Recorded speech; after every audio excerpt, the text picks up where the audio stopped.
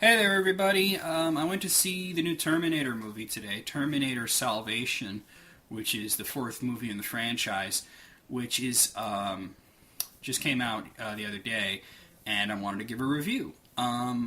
First, little background: the first two Terminator movies were directed by James Cameron, and after that, he thought that he always toyed with the idea of doing a third movie, but eventually he decided that the story was done. Eventually, other people picked up and made the third movie, Terminator 3, which didn't get such great reviews, even though I did enjoy it. And Arnold Schwarzenegger almost said that he wouldn't be in it because he wanted to do it with James Cameron. And James Cameron said, "No, go ahead and do it. Make a shitload of money." Like, Arnold's really strapped for cash, right? Well, it's been a long time. It's been like over 10 years since Terminator 3. And now we have a Terminator 4. Well, it's Terminator Salvation. It's weird. Very few movie series actually have a number 4 on them. They usually start doing subtitles, kind of like this. This is a weird one because it's a prequel, but it also takes place in the future. It takes place in the future, which is something that's only been seen in like flashbacks in the very beginning or the very end of the Terminator movies. Because the Terminator movies always involve Terminators and people and whatnot coming back in time from the future.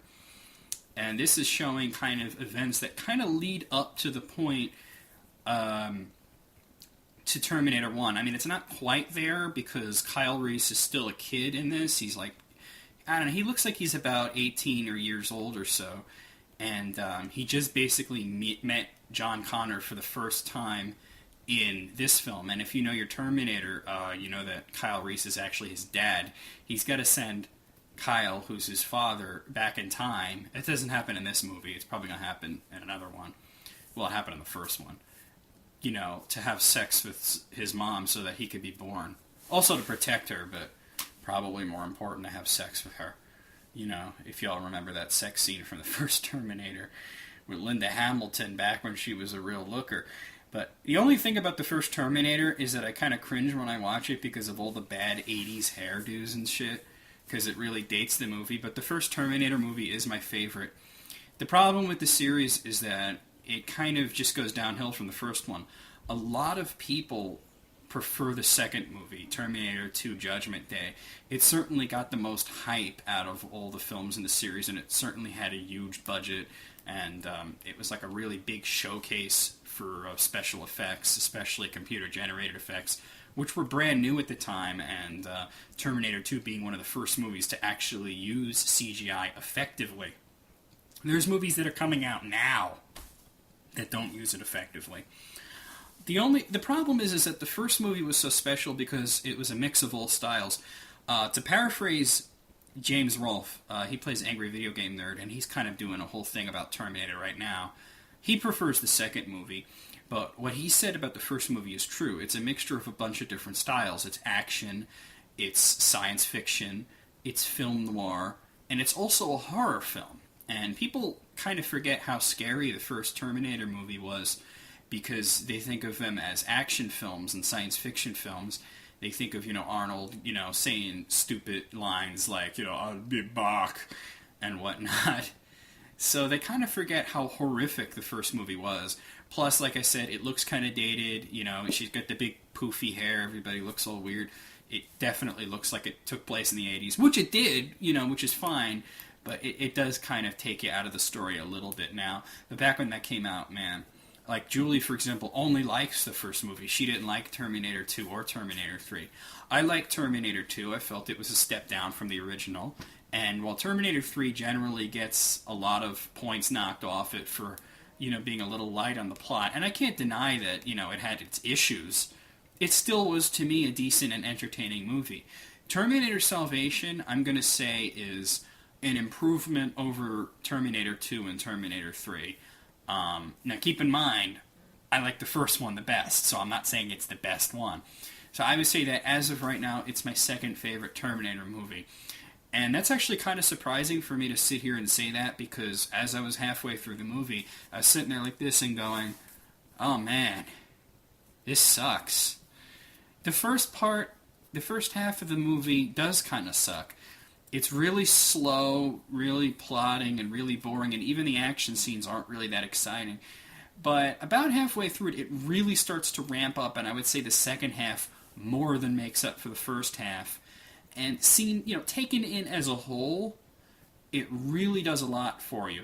Now, I think a big reason why I thought the first half of the film was so slow and why I didn't think it was all that exciting was because of the trailers. Now, the trailer did get me excited for the movie, but trailers these days, they just give away too much of the plot.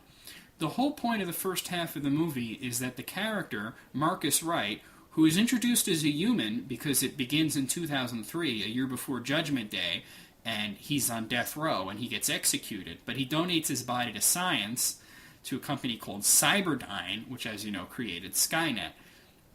And then he's in the future. He's like, why am I not dead? And the whole thing is, you're not supposed to really know that he's a machine or that he's been turned into a machine. He's kind of like a Terminator. He's a more advanced Terminator. He's more advanced than the T-800, but really, he's kind of weird because you already know if you've seen the trailer, you know what he is. You know that, they showed him with half the face blown off. They showed the scene where it's like, you think you're human, I am human, and then it pans back and you see all the mechanical parts. And he's all like, no! That would have been so dramatic and so awesome if I didn't already know it.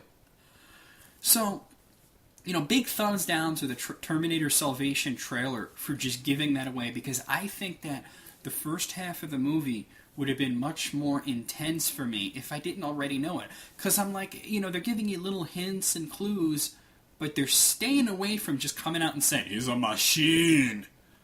I'm like, come on, I already know it. They gave it away in the trailer. Why are they trying to act like it's a big surprise? So seriously, fuck the trailer. So I think that I would have enjoyed the film a lot more if I hadn't seen the trailer. Go figure. It's a Terminator movie. I'm going to go see it even if I don't know what the hell it's about. It's Terminator. It's a franchise that I enjoy. So that kind of pissed me off. But once you get past that, it is a very well put together film. There's a lot of good acting in it, especially from Christian Bale. And there's a lot of not so great acting in it. But, it's a Terminator movie. The first three had Arnold in it. He wasn't exactly Laurence Olivier, if you know what I'm saying. There are some surprises. There are a lot of references to the previous movies, the whole series. And I don't just mean, like, I'll be back and come with me if you want to live, because that shit's in every movie. I'm talking about really subtle stuff that references specific scenes or themes from the movie. One that I thought was kind of cute, and I don't think anybody ever picked up on it in the theater, is one part where John Connor tries to lure out the machines by playing a radio. And the song he's playing is You Could Be Mine by Guns N' Roses. That was on the soundtrack of Terminator 2 Judgment Day. There's a lot of little things like that are cute little nods to the franchise. So they're definitely respecting the mythology of the first three films and saying, fuck Sarah Connor Chronicles. Seriously, fuck it. I did enjoy the movie and I will recommend it. But I will say that if you already know about Marcus, which you already do because you've seen the trailer, then, the first part is going to be slow, but it definitely makes up for it. I really enjoyed the second half of it. I thought that the entire plot was really well done, and I thought the special effects were great, it was exciting, and I was entertained. So if I had to give it a score out of 7, if I had to give it a score out of 10, I would give it a 7. I gave that one away, huh? It probably could have been an 8 if, the movie is an 8. The movie is an 8, but for me it was a 7 because of the trailer, because the whole thing's given away. There are some exciting revelations and surprises near the end that I won't give away because I think you should see the film. I'm not about to go blow the plot like they did when they cut that trailer. There were more than enough scenes in the movie to make a decent trailer of without giving away what I thought could have been a major plot surprise. So, anyway, 7 out of 10, 8 out of 10, 8 out of 10. It kind of gets a point knocked off of it for me because of the trailer, but it really is an 8. So, I really enjoyed Terminator Salvation. See you guys.